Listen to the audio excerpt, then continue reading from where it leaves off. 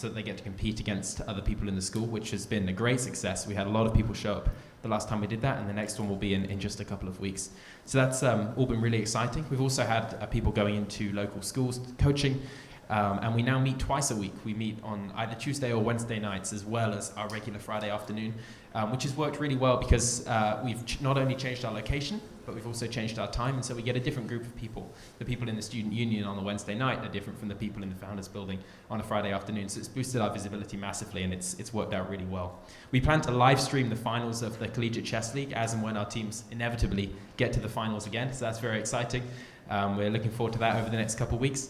And yeah, that's really what we've been doing. The club is continuing to grow, and it's really exciting to see what's been going on, and we plan to just keep doing what we're doing, and we're really excited to see that happen. So before I hand the mic back over, I just want to give thanks to a couple of people. First off to Mr. Jim Stallings and Tim Steiner, who continually support us. They give us space to store our equipment. They help us with outreach and platforming. It's been fantastic. Of course, to Coach Julio Sedora and the whole UTD chess team for providing technical support, lectures, and lots of help when it comes to the actual nitty-gritty of improving at chess, which is something that we're all hoping to do. Most of our other officers are here tonight. They're the guys who do all the real work. I just make sure it gets done. So thank you to all of you. You're doing great work. Please keep doing what you're doing. And thank you to everyone here today for showing up and supporting UTD Chess. I'm really excited to see what the next year's got in store for us. Thank you.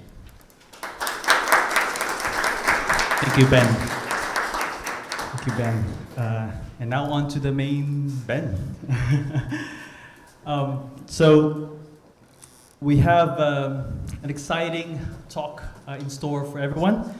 So at this point, I'd like to invite Honors College Dean, Dr. Skinner, to introduce our Chess Educator honoree. Thank you, Julio. You know, one of the things that really attracted me to UTD in the first place was, you know, we don't have a football team, we have a chess team. And you all really, really impress me.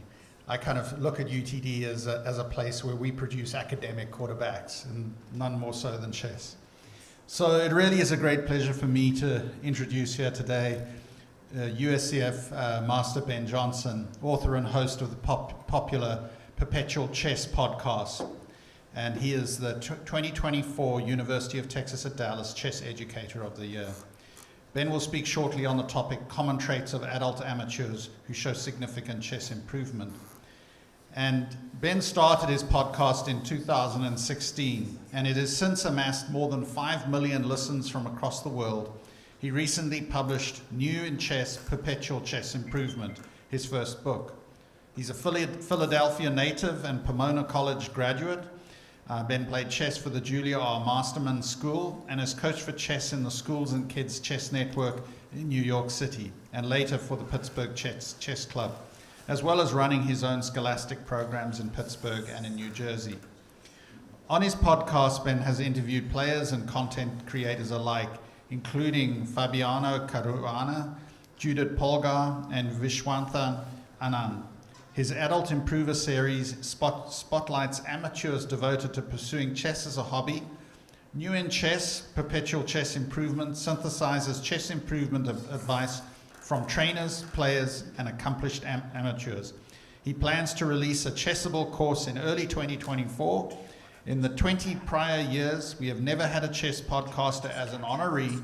This continues our tradition of spotlighting someone different every year. So without further ado, welcome. And I like your socks. Yeah, I've got the chess socks working, finally an occasion for them. So thanks so much. I'm truly honored to be here. Thank you to everyone from the UTD team, Grandmaster Sedora and Tim Steiner and Jim Stallings and Dr. Alexei Roux. Obviously, Jim couldn't be here, but we know he'll get well soon. And thanks to you all for coming. I'm a big fan of what UTD does. You know, there's a lot of common themes that come up in talking for an hour about some aspect of chess every week for 6+ years. But one of them is sort of the connective tissue that chess has, the ability to bring people together throughout the globe. And when I look at the roster of the UTD chess team, in addition to how amazing you guys all are at chess, it's amazing to see so many people brought together, and it's an incredible opportunity, as you guys well know, for the course of your lives to be changed through this either discounted or free education and opportunity to get an education in a different country. So, I mean, it's stories like yours that I love to share. Can't share every story in the chess world, but slowly but surely, I'm 6 years in. I hope to keep doing this for another 20 years. So maybe eventually I'll share them all. So just to touch a little bit more about the background of the podcast before we get into the topic of the main topic of the lecture. Wanted to get in a little bit, and first we'll start with a little bit of background about the podcast, then we'll talk about some common themes on the podcast, which I guess you could call kind of other topics I could have talked about. Then we'll get into the primary topic of the lecture, which will be adult improvement, how adults can get better at chess. I know a lot of you here are 18 to 22, so you guys are still in the golden years. You've got great opportunities. I know you're busy with school, but you've also got great opportunities to improve in chess. But as I'll talk about, as the sort of discourse on my podcast, which is really a community endeavor, as it's evolved, I've determined that that's something that as you get older and as you still have a love for chess, it's something that people are very passionate about and have a lot of interest in. So after talking about that topic a bit more broadly, I'll zero in on what I think are, first of all, it's very hard to get better at chess as you get older, but I have interviewed a lot of people who've been successful at it, so I'll highlight what I think are to be some of the most successful traits. And in addition to being a general fan of what UTD's chess program is doing, I also just want to quickly mention I'm a big fan of the Chess Educator of the Year series in particular. I've interviewed many of the prior winners. I have personal relationships with some of the prior winners, like I trained as a teacher under Elizabeth Spiegel and David McAnulty in New York City many years ago. Not that long ago, interviewed Gerald Times, who I know won recently, and even people I haven't had the opportunity to interview, like Jim Bullington, I'm a big fan of, and Andy Soltis, the list goes on. So you guys have great taste in who you select, and part of the reason I decided to focus on the adult improvement aspect of perpetual chess is because in looking at what had been discussed before on this podcast, that is a theme that had not yet been hit. So even though I know for you youngsters here in the audience, it's not your primary issue yet, trust me, Father Time comes for us all, so sooner or later you'll be thinking back on this topic. And in the meantime, I do remember my college years, and I know it was exciting to get some free food, so I'm glad that you guys were able to get some delicious food out there in the hall as well. So a little bit more about Perpetual Chess, launched in 2016. Over 50 to 60 episodes a year. At this point, I've done like 400 episodes, been listened to in over 100 countries.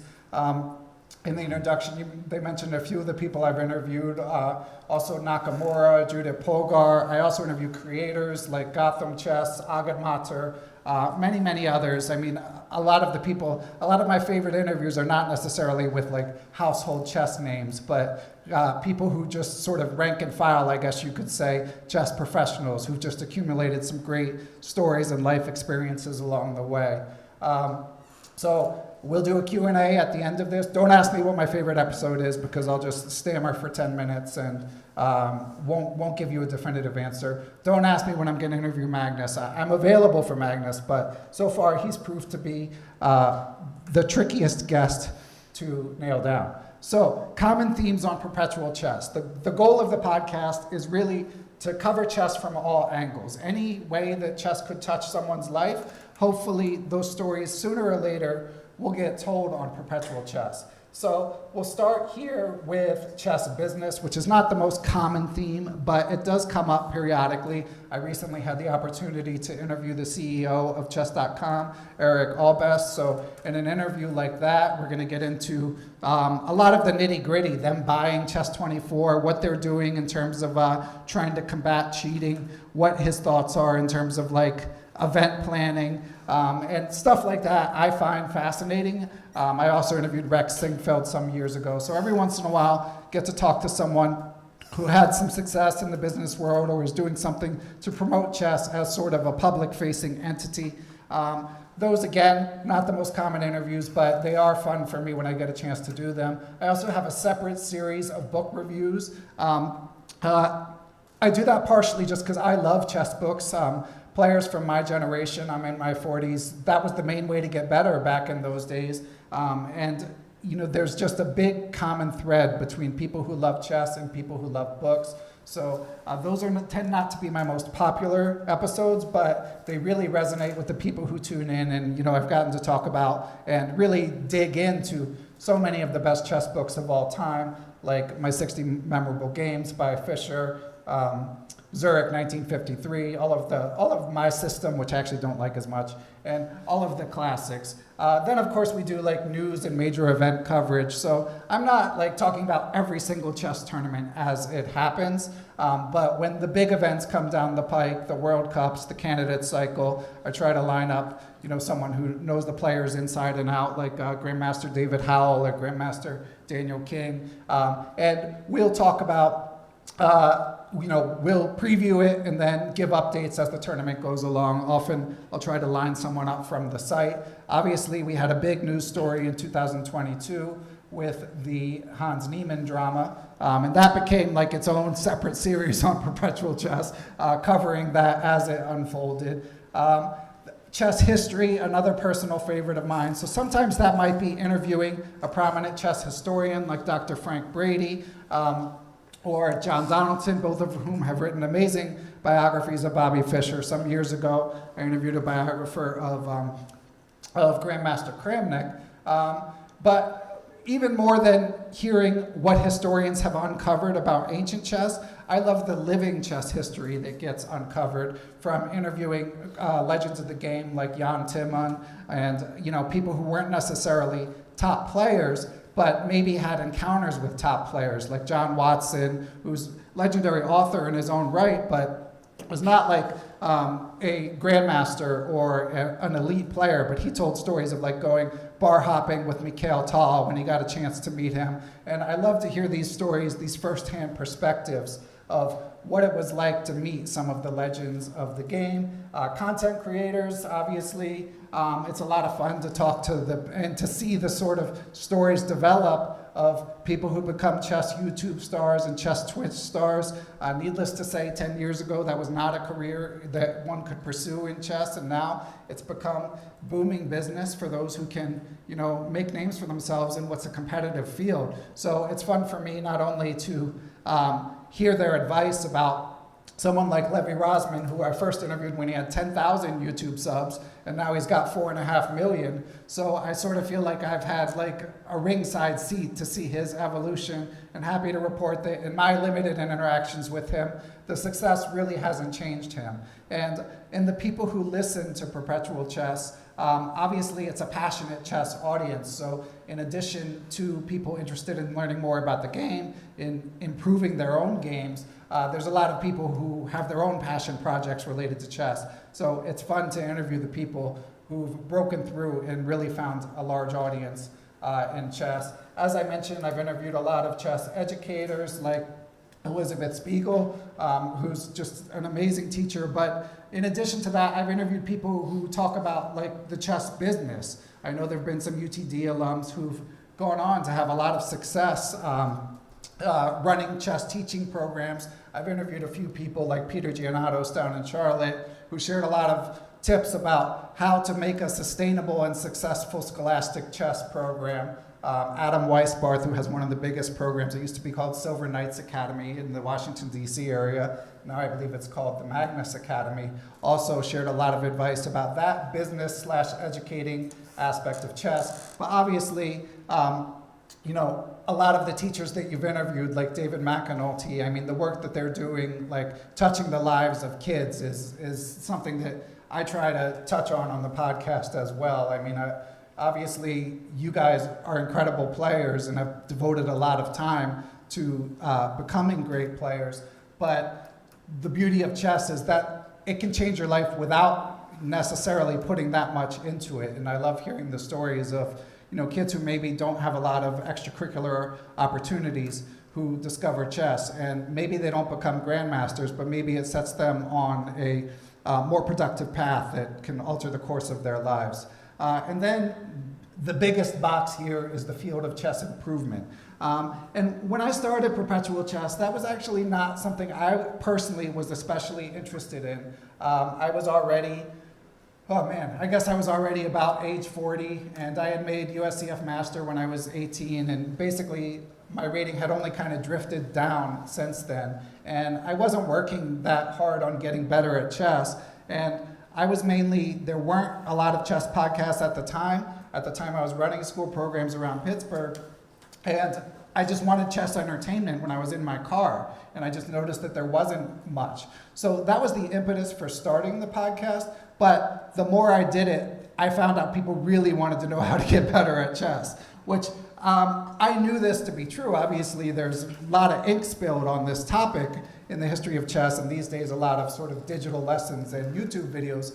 But it turned out that adults in particular a lot of them felt stuck, and we're going to talk about why that is as we go on.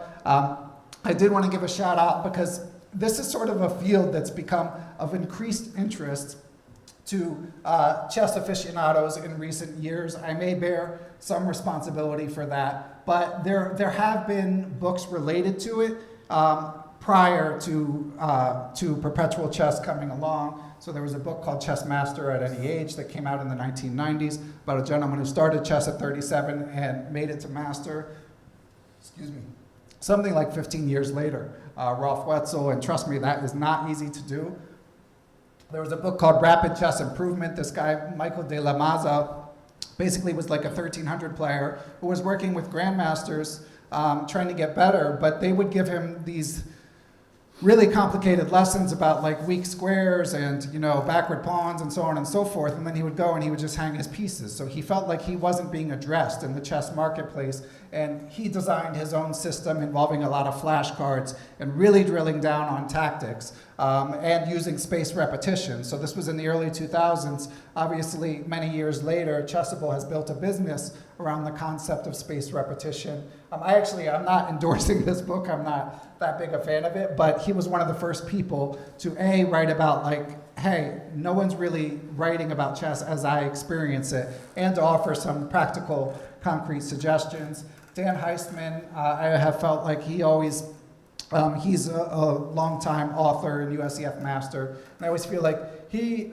really understands the challenges that adults face as they try to get better and as they get older. And then, of course, I have a photo here of the legend. I am Jeremy Soman. How many of you, I know a lot of you guys are international, and you guys, you students, kind of grew up in the digital age, but how many of you have read a Jeremy Soman book? Okay, yeah, so quite an imprint considering how young you guys are. And yeah, he wrote, obviously, rest in peace, first of all. He passed away within the last year, which was tragic.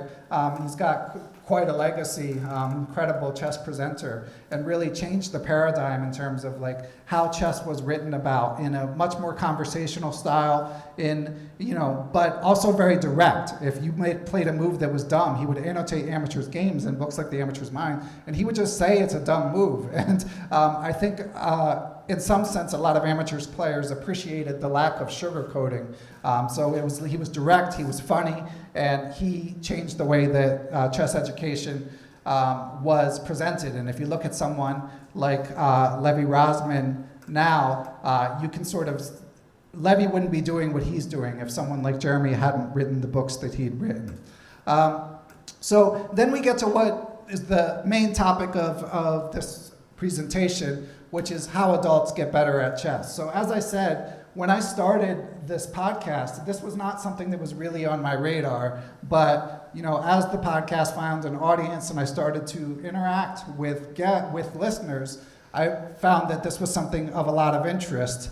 And then in 2018, this gentleman, Andres Krizdwa, made a post on Reddit saying, as you can see, this is the post you can still find online. He said, I was 2100 for 20 years, I'm 38. Last week I made an IM norm with a 2579 performance rating and gained 95 ELO. And basically, just went through everything that he did to change his study routine. He got a coach for the first time. He started solving endgame studies.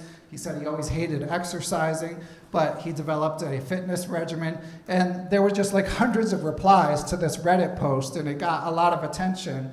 And I just thought, this is a story I'd like to hear. So I reached out to Andres, and it turned out that he already listened to Perpetual Chess when he was doing his cycling rides through the woods of Poland. So I found that very serendipitous and really enjoyed Andres' story. So I interviewed him, and he shared his story. So I'm going to try to play a clip with him. Let's see if I can not screw up this tech.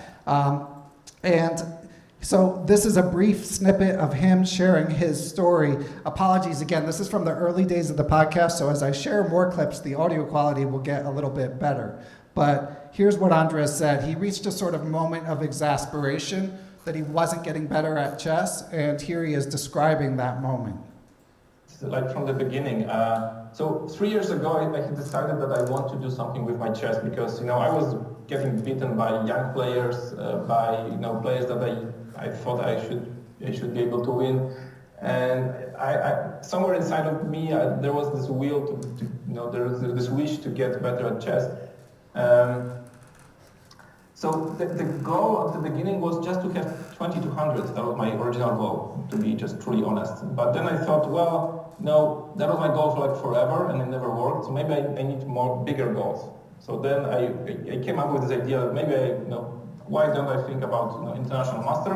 But from the beginning, I think I wasn't lying to myself, and I thought like this is impossible. Basically, it's just cheating myself so that I get to the 2200 at least. Mm-hmm. And somehow, later I kind of believed that maybe IM is actually possible, and now I think it's at least it's closer to reality than I thought 3 years ago. And the last 3 years was me improving in different ways, but the last 6 months I think I was getting better and more disciplined about it. Okay, so basically he finally broke through after changing his routine, redoubling his efforts. He had a lot of success. Okay, it's still working good.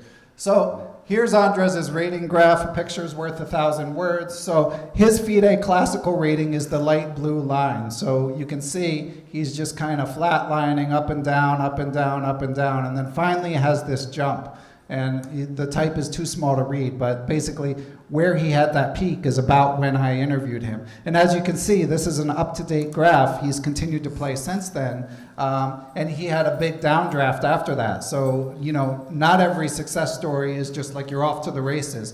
Obviously, there's been a lot of talk in recent year about how the chess environment has changed. It's gotten more challenging. Kids are underrated, etc. So I'm sure Andres has had to deal with that as everyone else has. But in recent months, he's back on the incline, and he has a Facebook page called From 2100 to IM, where he still posts every time that he plays in a tournament, and he's still grinding hard despite all of the real life that can get in the way.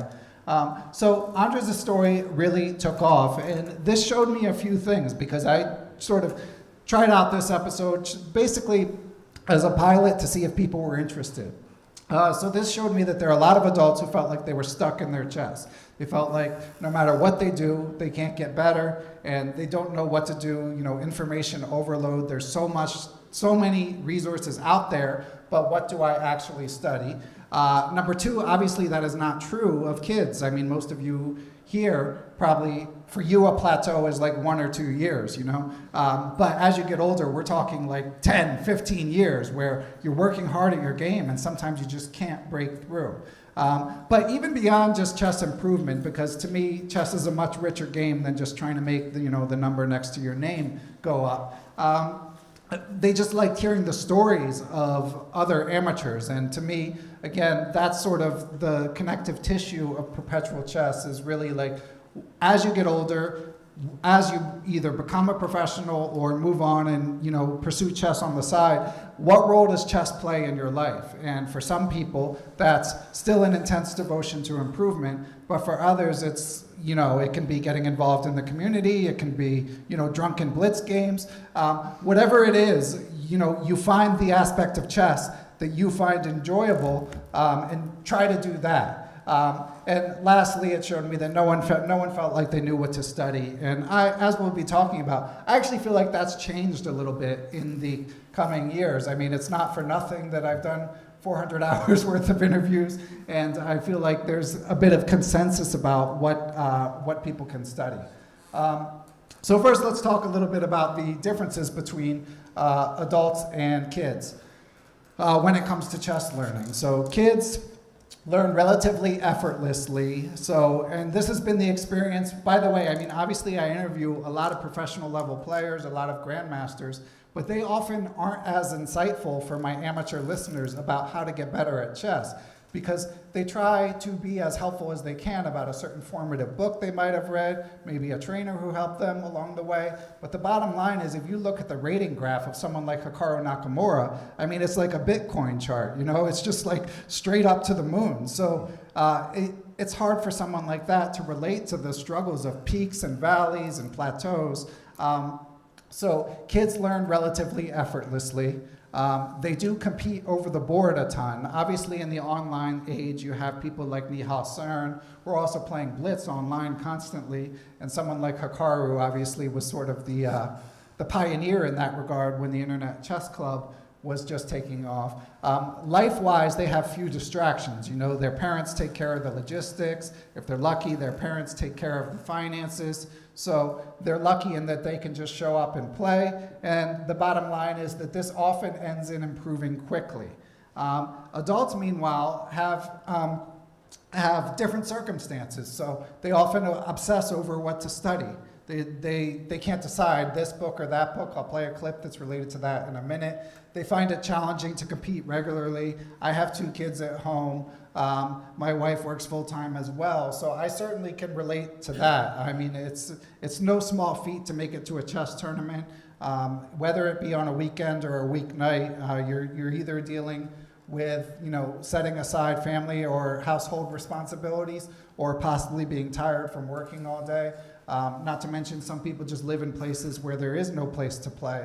So it can be a challenge when you don't have your parents chauffeuring you, or you aren't a part of a school program that arranges it for you. Adults are slower to assimilate information, especially as they get older. We'll be talking more about that in a few minutes. And the upshot of this is that they often struggle to improve.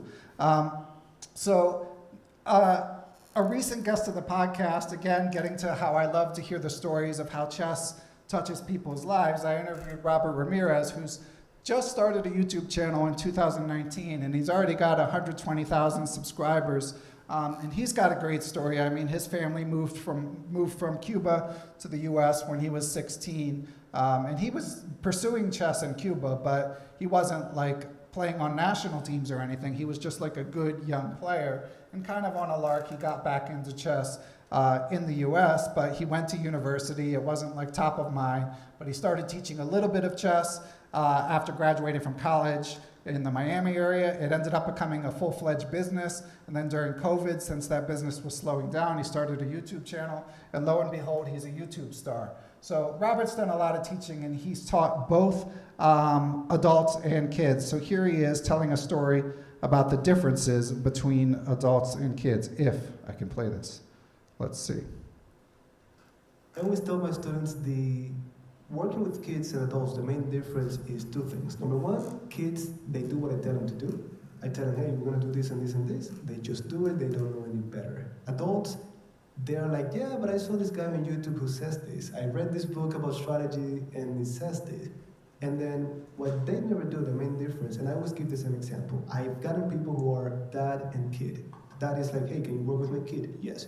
I also want to learn. Fine. The kid, I work with him, and the main thing we do at the beginning is tactics. Get your forks, your pins, your mates in 1, mates in 2. We do that, let's say, for 2-3 months. The dad, in the meantime, is reading books on chess history, on strategy, is watching videos, is listening to podcasts, and they learn a lot about chess, but they never have that really struggle, the drills, they're doing the tactics, and then they play their kid 3 months, 4 months after, and they know more about strategy, the weak squares, but they miss a fork. Yeah. They miss a checkmate and 2 moves. And that's the main thing with adults. One of the great gifts. So So as you can say, it's a lot different. There again, adults struggle more with information overload, whereas kids just immerse themselves in chess and actually often get better outcomes for that reason.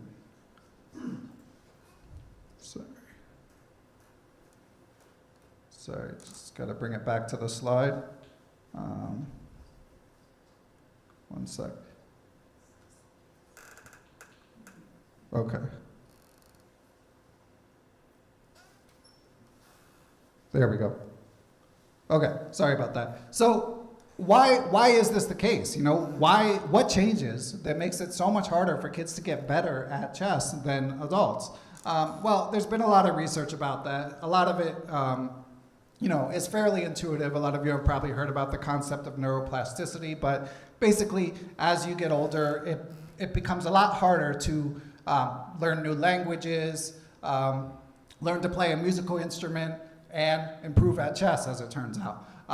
So Dr. Andrew Huberman has one of the biggest podcasts in the world called the Huberman Lab, and he's written about this and devoted some episodes to the biological differences between kids and adult learners, how learning patterns change as you get older. So I tried to get him on perpetual chess, but he's a superstar, and I was unable to wrangle him, but I did rely on some of the stuff he's done and read some other neuroscience about the topic, and I've interviewed some cognitive scientists about this topic. But basically, around the age of 25, it becomes significantly harder to improve at chess, especially a particular aspect of chess. But first, I will play a clip from Dr. Huberman discussing how learning changes as you age. And this is from his podcast, episode 6, if anyone's interested. Of childhood, adolescence, and young adulthood is that we can learn through almost passive experience. We don't have to focus that hard in order to learn new things. In fact, children go from being able to speak no language whatsoever to being able to speak many, many words and comprise sentences, including words they've never heard before, which is remarkable. It means that the portions of the brain involved in speech and language are actually primed to learn and create new combinations. What this tells us is that the young brain is a plasticity machine. But then right about age 25, plus or minus a year or two, everything changes. So, I've seen this estimate, and it is just an estimate of the age 25, come up in other literature. It doesn't mean that your ability to improve at chess is going to fall off of a cliff, but it does mean certain aspects of chess improvement will likely become more challenging, and that will continue as the years go on. Sorry, again, I got to get back to the slideshow. Sorry for the tech issues.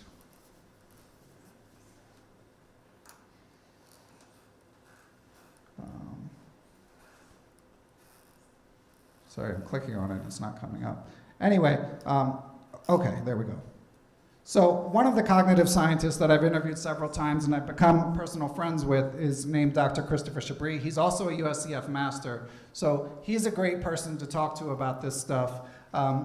And he explained it pretty well in one of our interviews, which is basically there's one aspect of chess improvement that does not get more difficult and one aspect that does, and basically the difference boils down to what is called fluid and what is called crystallized intelligence.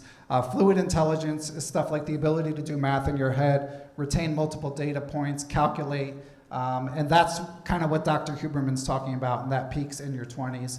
Crystallized intelligence is the ability to store knowledge. And it can be like vocabulary, it can be remembering opening lines, and that doesn't change as much. And even stuff like understanding positional concepts, stuff like that, you can continue to learn, well into your 50s and 60s. But the ability to just calculate seems to be strongly correlated with neuroplasticity and seems to peak in your mid-20s to maybe age 30. We don't know any of this exactly, but we know basically that directionally it's true. And I've experienced this myself, again, being in my 40s.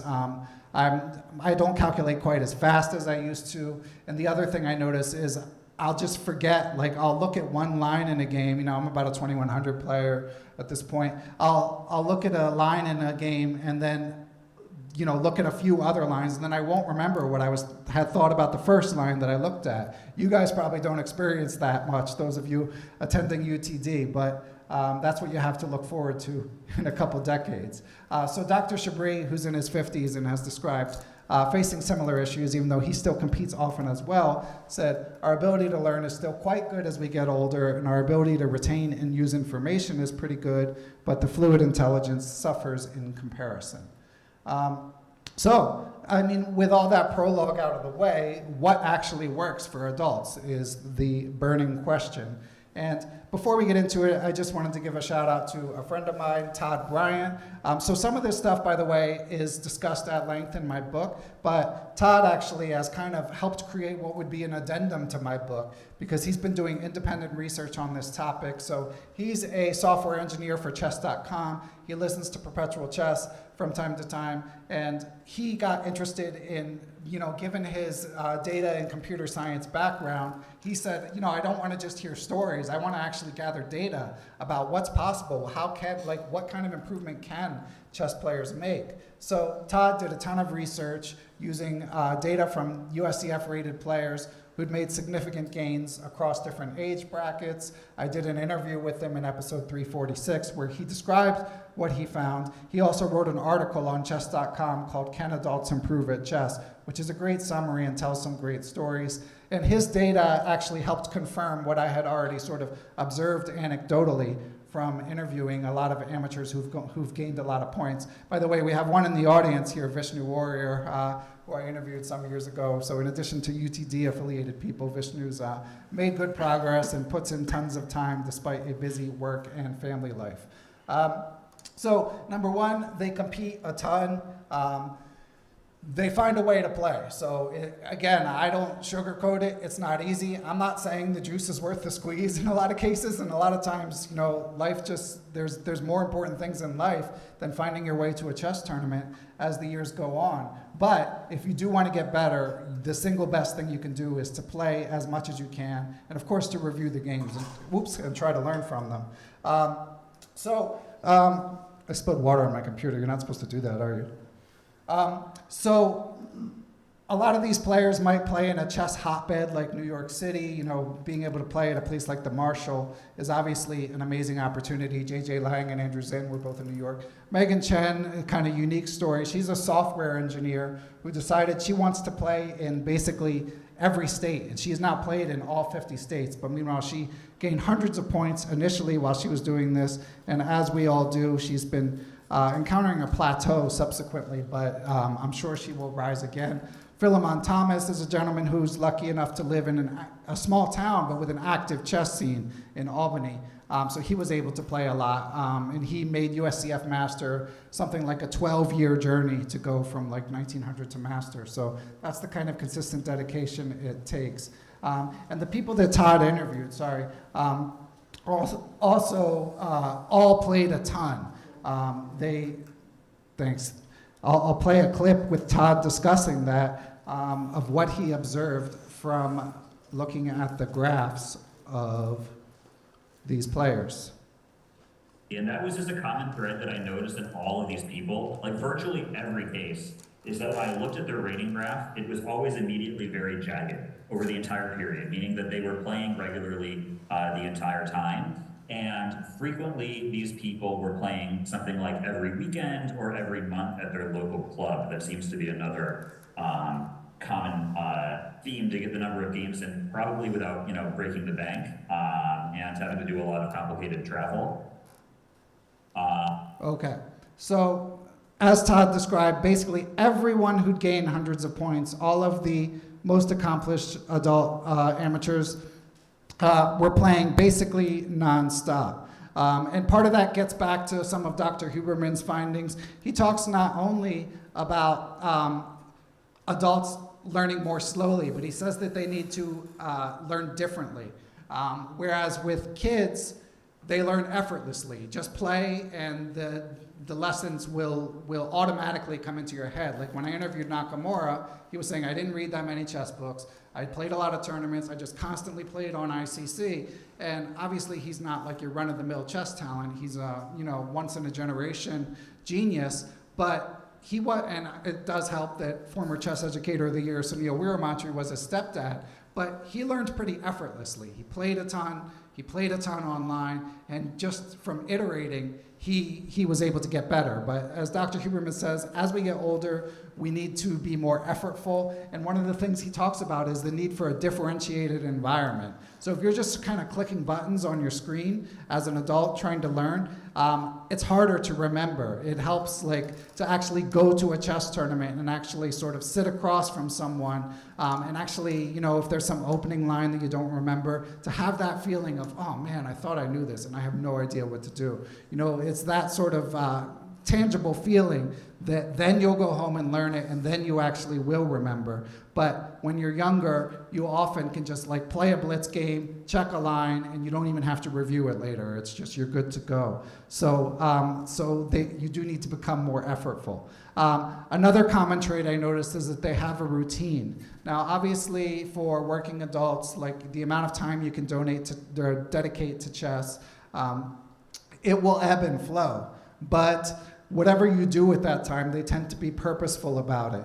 Often it won't, you might have periods where you only do a little bit every day. I recently interviewed a guy named Dennis Markov who said he does his tactics over breakfast and studies more after his kids go to bed. Fred Wilson, who's now in his 70s, and was one of the few people ever to become an NM in his 70s at age 72, he talked about how he goes through chess games on a chess set, reading a book or a chess column every morning. Vishnu wakes up at 4 a.m., absolutely amazing. I could never do it in order to study chess. And they avoid the trap over obsessing over what to study, and they just do the work. And obviously Dennis here has an amazing graph, and he started, that's at age 38. So these are definitely the outlier cases, but there are stories of people who compete regularly, develop a routine, and actually see success. And then number 3, and this hopefully is fairly obvious, but they love chess. Again, I don't think that getting better at chess as your life goes on, as your priorities change, I don't think actually the improvement of it necessarily has to be the way that you engage with chess in your life. But for people who pursue that path, it helps to really love it and to be more process-oriented than goal-oriented, to have intrinsic motivation, which is when you do an activity for its inherent satisfaction, rather than to have a list of haters on your wall that you want to prove wrong when you gain those 150 points or whatever it may be. So just to tell a couple stories that were illustrative, Derek Wilder, who's a Scholastic Chess in Detroit, talked about spending all of his money to go to the World Open one year. He was just like, I don't want to miss it,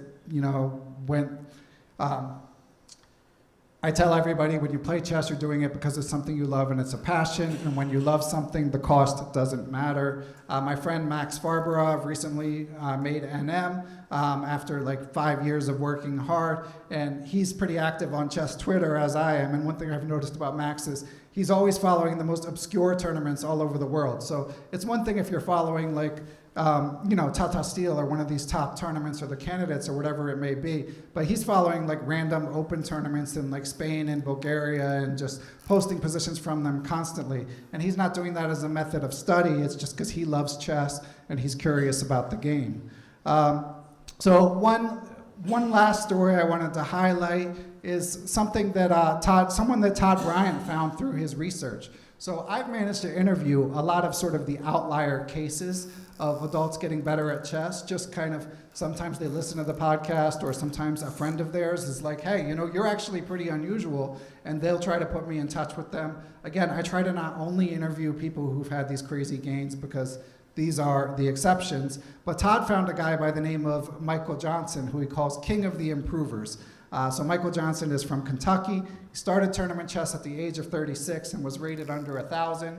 And sometimes when I interview people, they start with a low rating, but it turns out that they'd been playing online if they're younger, or been playing at home against a father or mother who was, an expert level player and starting to hold their own. So they might start with an artificially low rating in some cases and then brag about all these gains. But Michael was like a legit under 1,000, and he's been grinding for 20 years, and he peaked within the last couple of years at age 21 at a rating of 2135. And as Todd was saying in that clip, he plays at a local club. It's not like he's racking up the expenses, traveling all over the place. And he just shows a lot of curiosity about the game, always doing lively postmortems with his opponents. And Todd reached out to him online, and this is what Michael said. He said, "I play chess because I love chess, and I really like all the friends that I've made over the years playing chess. Most chess people are really good people, and I'm grateful for all the friends I've made. My rating isn't the reason that I play chess. It's just a byproduct of doing what I love."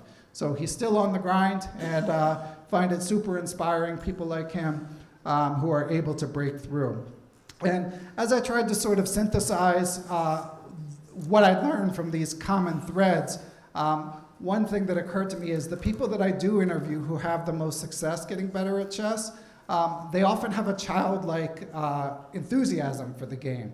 So yes, we don't have the neuroplasticity. Yes, we have more life impediments than kids in terms of improving at chess as we get older.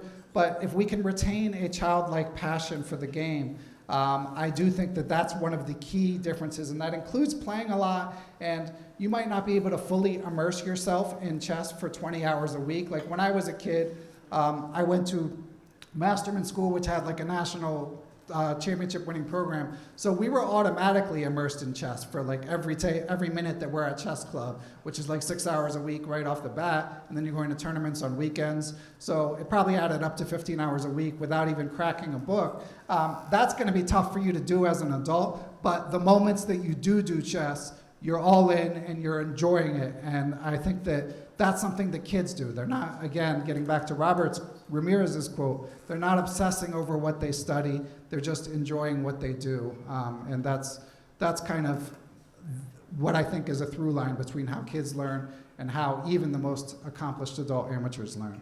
So again, a lot of this stuff is covered in my book, but not all of it. But those were the main points I wanted to make. So I would welcome questions if the timing works, Julio.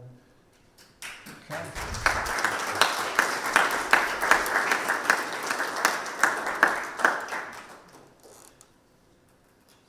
Okay, who's going to ask me when I'm going to interview Magnus? Or who's going to hook me up with Magnus?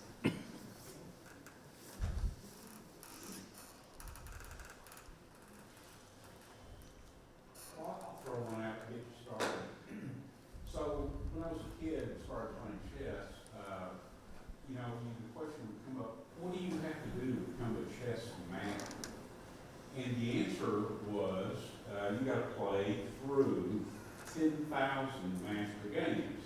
You've heard this, right? I've heard. I'm trying to remember. Was it Silman? I can't remember. Someone. Yeah, and I've even had students that that was their mission, and they kept track of how many games they went through. Well, to get 10,000 games done, I think if you did it all the time, 8-10 hours a day, it's still taking about 3 years to do that. But I don't know that anybody tried it recently.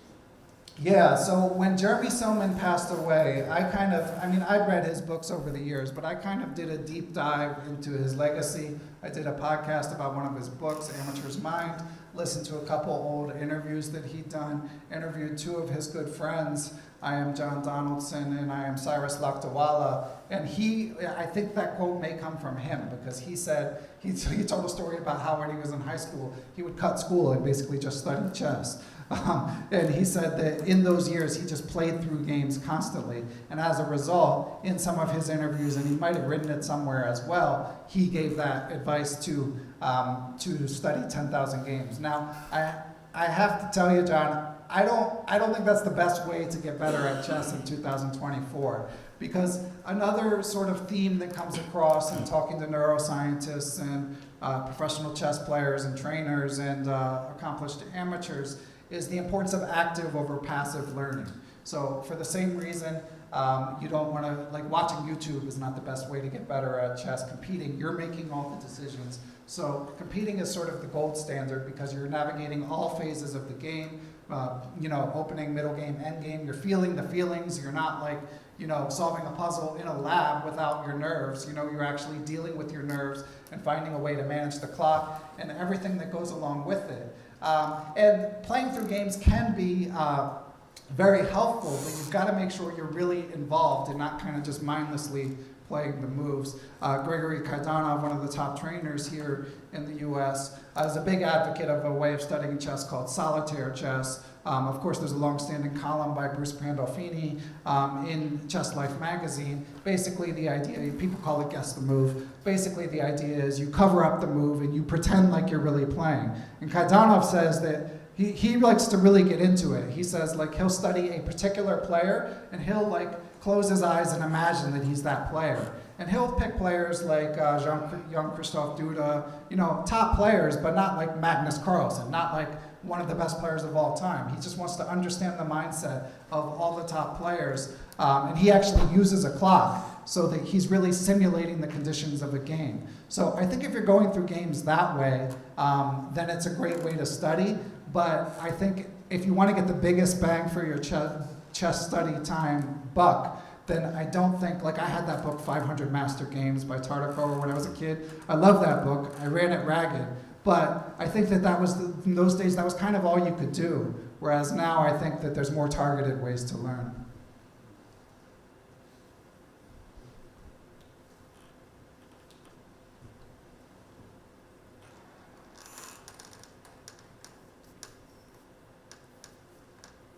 Yes.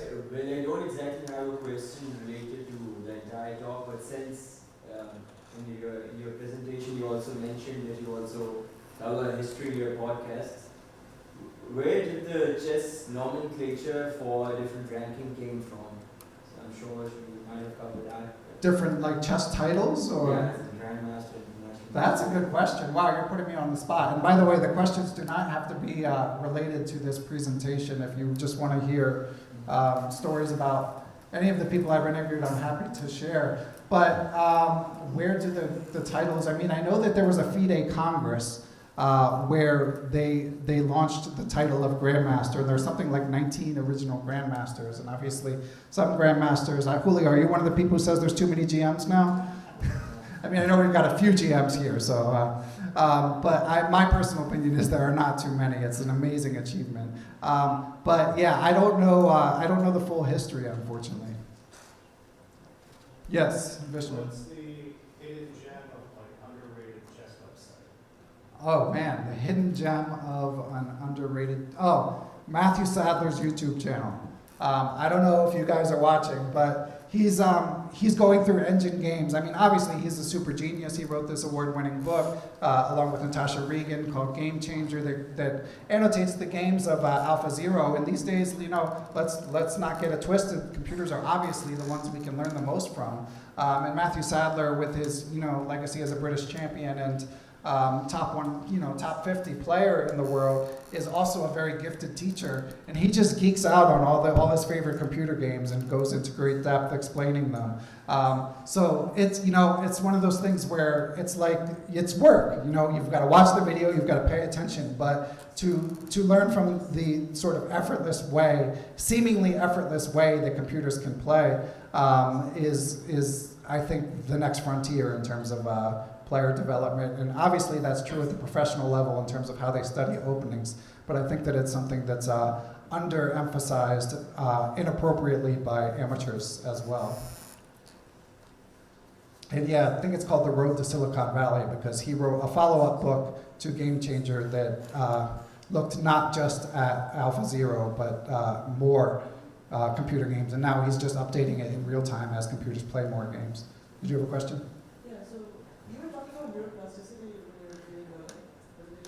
Yeah. What do you think is a good place to start actually going into neuroplasticity research? Going into neuroplasticity research, I read a fun book called Live Wired by David Eagleman, who, aside from Huberman, is another Stanford scientist. I recently did a podcast about a book called Making It Stick. So this one is less about sort of actual neuroplasticity, but it's about the science of learning. And basically it turns out that a lot of similar to chess possibly, a lot of the received ways that people were told to study was actually totally wrong. So they commissioned a study with some cognitive scientists in the early 2000s, and it turned out that just reading papers and sort of passively learning is not the best way to learn, and you're much better off actively drilling yourself with flashcards, taking a lot of tests. So I would recommend, I actually think the book Making It Stick is not so heavy on the neuroscience, but it's a good place to start, and if you go beyond that, then Dr. Eagleman's books are a good place to progress. And he's like a storyteller, so depending on how deep in the weeds you want to go, his are fairly accessible. Yes? What differences have you noticed between adults and children of similar ratings? Like if you take a 2000 rated adult and a 2000 rated 13-year-old, are there differences in playing style? The kid's better. But beyond that, so I wrote a chapter about this in my book, and I was a little hesitant to do it because it used to be that you really could stereotype. It used to be that, the received wisdom was take them to the end game. And that, I think, there's still a shred of truth to it, but just nothing is as true as they used to be. But, I mean, I do think kids are very booked up in the main lines. In their lines, and in E4 in particular, I feel like a lot of Scholastic players are started off with E4, so you can possibly gain a small edge by playing something that'll make them, want to be bored to death.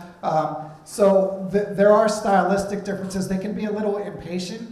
My experience has been, I feel like you can read their emotions a little better. They're just kind of like pure id when they play. So, you can sort of read the highs and lows of how they're playing and try to use that to your advantage. But all of this stuff, you could have given the same advice 15 years ago and then you might actually win. But these days now, they're just so tactically sharp that it's, there's, whatever your age, if you're a great chess player, you're a great chess player. And I think it's amazing. I mean, I think despite the frustrations that adults might feel about losing to people half their height, I think it's incredible for the future of chess that we're collectively figuring out how to get better faster. And kids are sort of, whether they know it or not, they're at the vanguard of that.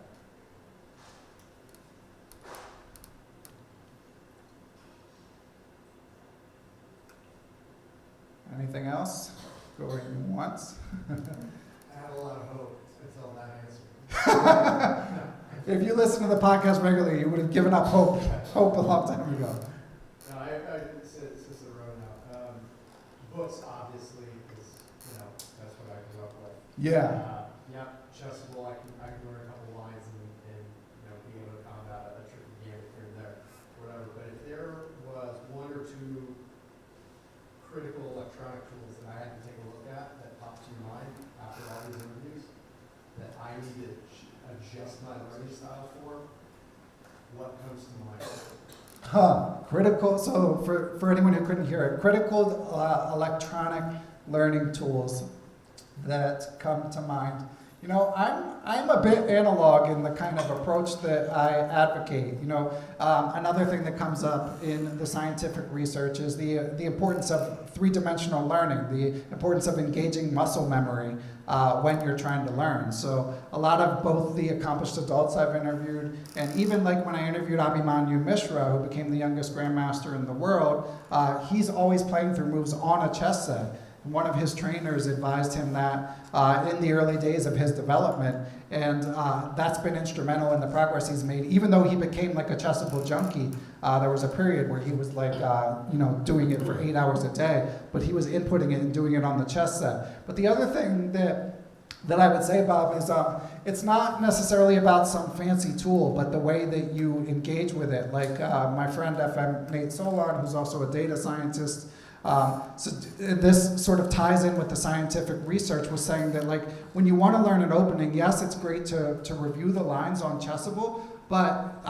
in the science of learning, there's what's called the testing effect, which is basically the idea of being forced to recall something on the spot makes you more likely to retain it in the future. So I actually think it's underrated. Nate suggested take a lead chess study, or chess base if you're old school, and try to generate your entire opening repertoire from scratch in a given line. So you're not being prompted at all. Just say, okay, I play the Moscow variation against the Sicilian. I'm going to write down every move I know, every branch of the opening tree.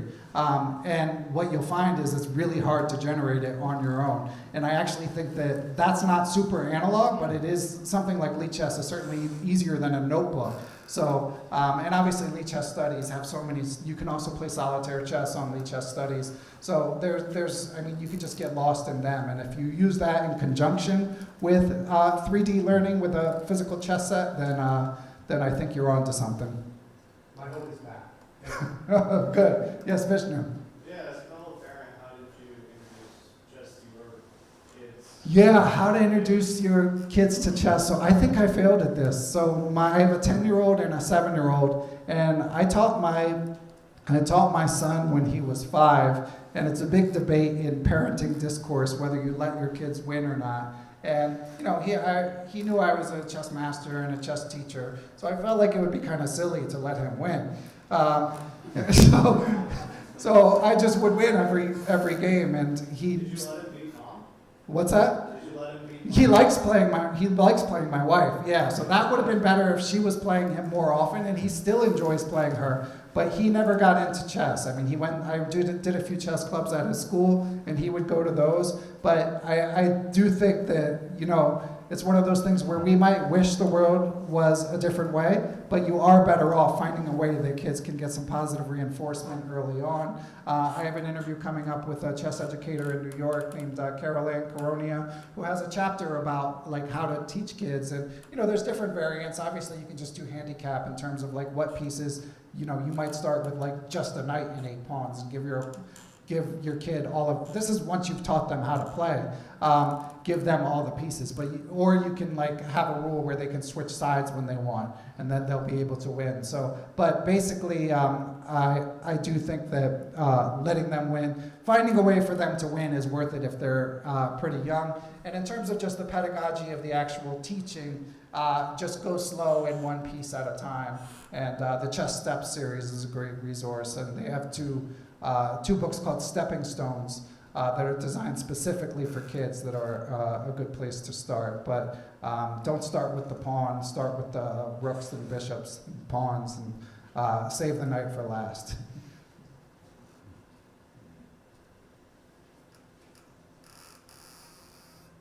Okay, we all set? Okay, thanks a lot. This was a lot of fun. Wow. Thank you again for sharing your research, insights, and lessons, and that message of keeping that love for the game. And thank you for educating us. Another round of applause to National Master Ben Johnson. And at this point, I would like to invite again Dr. Skinner to come up and present our Chess Educator Award to our honoree.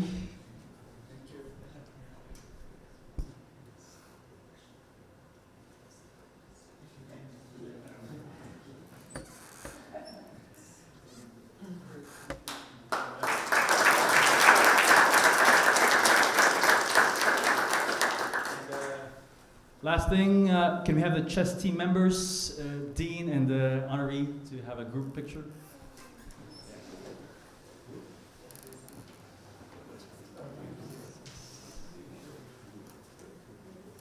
Come up in front.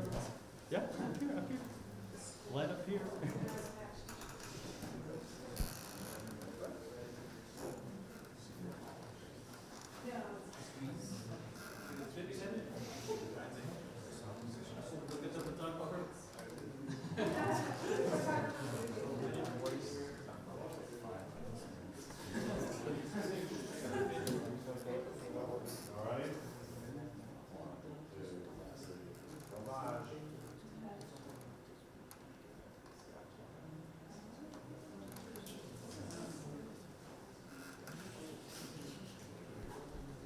And this concludes our Chess Educator of the Year talk. Thank you again for coming. Have a great night. Checkmate.